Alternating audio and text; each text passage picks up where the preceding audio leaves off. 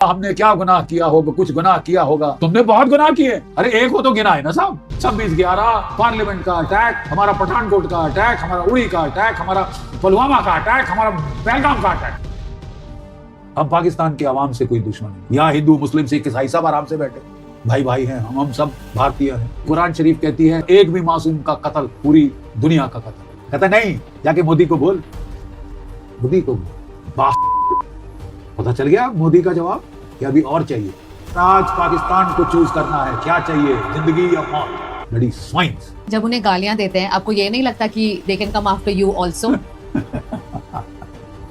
Look, I've been a soldier all my life. Up yours.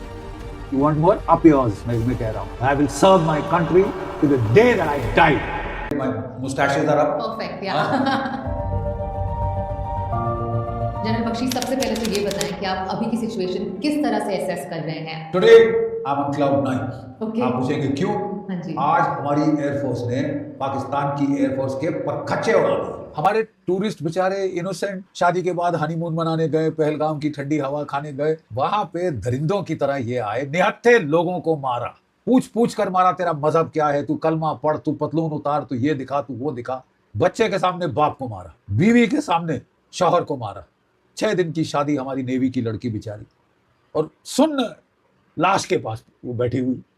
दूसरी बिटिया हमारी सिसक सिसक के रो रही। देखिए खून खोल जाता है। मेरी बेटी है, मेरी ग्रैंड डॉटर है, अगर उनके साथ ऐसा हो तो क्या भारत में हमारी बिटिया सेफ नहीं? उनकी मांग का सिंदूर कभी भी उजाड़ा जा सकता है। और पूरे भारतवर्ष में एक आक्रोश की लहर फैल गई, गुस्से से भर गया भारतवर्ष की साहब अब तो करना होगा। मोदी जी सऊदी अरेबिया थे, छोड़ के वापस आए, एनएसए को बुलाया, रक्षा मंत्री, chief of the defence staff conference में बोला मुझे आर्म फोर्सेस में पूर्ण विश्वास है, मैं खुली छूट दे रहा हूं, do what you want, choose your targets, choose your timings, choose your weapons. Free hand, आखिरी फ्री हैंड हमको ऐसा मिला था 1971 में, याद है जब फील्ड मार्शल सैम मैनेक्शॉ को मैडम ने बुलाया था, इंदिरा गांधी ने बोला Sam I want you to move into Bangladesh. Madam that means war. कहती I don't care, I don't care. पानी सर के ऊपर से जा चुका है, मिलियंस ऑफ रिफ्यूजीज हम पे थोप दिए हैं, करोड़ों, हम कहां खिलाएंगे उनको? तो सैम बोला मैडम अगर आप आदेश दें तो मैं अभी चला जाऊं, लेकिन अभी मानसून आने वाली, हवा में बादल होंगे, मेरी एयरफोर्स चल नहीं सकेगी, मेरे को सपोर्ट नहीं दे पाएगी, ग्राउंड पे सैलाब बन जाएगा, मेरे टैंक, मेरे गाड़ियां, मेरी तोपें सब फंस जाएंगी, आप मुझे नवंबर दिसंबर में जाने दीजिए, ग्राउंड सख्त हो चुका होगा, हिमालय में बर्फ पड़ चुकी होगी, चीन चाहकर भी ठेंगा नहीं उखाड़ सकता, आप मुझे तब जाने दीजिए, मैं आपको 100% विक्ट्री गारंटी करता हूँ। मैडम ने उसकी तरफ देखा, उसने बोला ओके सैम, वो समझ गई कि सही कह रहा, professional, Sam was a military professional, बोला okay Sam do it your वे।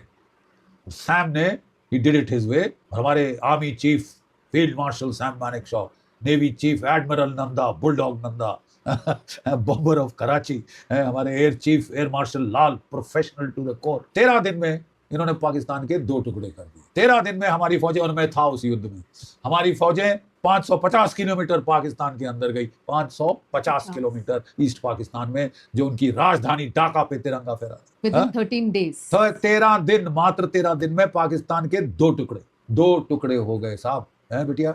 और 93,000 कैदियों ने, इतना mass surrender second world war के बाद पहली बार, after world war 2, field marshal Sam Manekshaw delivered. हमारे आर्मी, नेवी, एयरफोर्स चीफ ने डिलीवर कर दिया। मैं समझाता हूं कैसे।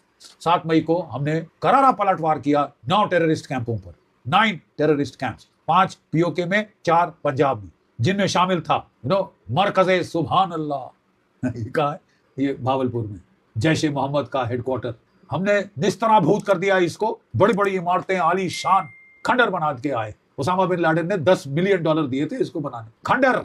और अब खबरें आ रही हैं कि कौन कौन टेररिस्ट, उसका रिश्तेदार असर मजूर का जो है वो मारा गया। मरकज़े तैयबा, मुरीदके में लश्कर तैयबा का हेडक्वार्टर खल्लास, सियालकोट में हिजबुल मुजाहिदीन का हेडक्वार्टर खल्लास। ना सिर्फ हमने पहलगाम का बदला लिया, हमने 26/11 का जो बचा कुछ हिसाब था वो चुका दिया। ये मरकज़े तैयबा में, ये मुरीदके में, ये डेविड कोलमैन हेडली और अजमल अमीर का साहब की ट्रेनिंग हुई थी। पठानकोट का हमला जैश ए मोहम्मद में प्लान हुआ था, पार्लियामेंट पे अटैक भी, वहां से बहुत सारे पुराने इनके जो पाप थे वो हमने चुकता करा दिए। हमने पाकिस्तान को ऑफ रैंप दिया, हमने बोला कि देखो यार हम अभी भी खत्म कर देंगे, हम बेवजह का खूना खच्चर नहीं चाहते, बशर्ते कि तुम सुधर जाओ। अगले दिन विस्की पी के या क्या पी के ये आसिफ मुनीर ने अपनी जो है ड्रोन्स 300 से 350 से 400 ड्रोन जम्मू से लेके क्या कहते हैं अवंतीपुर श्रीनगर से लेके भुज तक 2000 किलोमीटर पे इसने ड्रोन भेजे ताकि हमारे डिफेंसेस को प्रोब करे, हमारी फ्रीक्वेंसीज पकड़े, हमारा ये पकड़े, तुर्की के ड्रोन,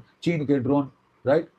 हमने एक भी जाने बचने नहीं दिया, सारे मार गिराए, 100% एट्रिशन। बेटा ये अपने आप में बहुत बड़ी एक उपलब्धि है, बिल्कुल it is a great achievement. क्योंकि हमारा एयर डिफेंस इतना स्ट्रांग था, हमारे S-400 रूस के, Akash 1, Akash 2, MR SAM, long range SAMs Bharat के, ठीक है, वी शोरैड्स और ये सब, ये लेयर्ड एयर डिफेंस है। जैसे इजराइल का आयरन डोम, ये भारत का आयरन डोम। देखिए रशिया यूक्रेन का युद्ध चल रहा है। हाँ जी। यूक्रेन के उसने अमेरिकन पेट्रियट थर्ड शार्ड लेके, क्या किल रेट है उसका मिसाइल्स और ड्रोन्स का? 70%। रूस का कितना है? 85%। इजराइल का कितना था? 97 से 99%।